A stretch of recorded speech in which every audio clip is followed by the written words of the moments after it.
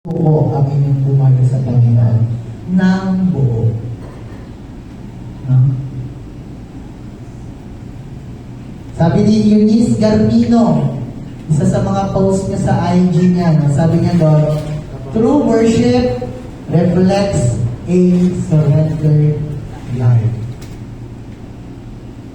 No? Kaya dapat, we are willing to surrender our life to God. Kung gaano ka bigay buhos sa mundong ito, no, dapat mas lalo mong binubuhos ang buhay mo sa Diyos. Itong mundo na to, sisirain ka lang yan. Papagurin ka lang yan. No? Hanggang sa mautas ka. Okay? Pero ang Diyos, wala namang nalugi, walang natalo na nag-invest ng kanyang buhay sa Diyos.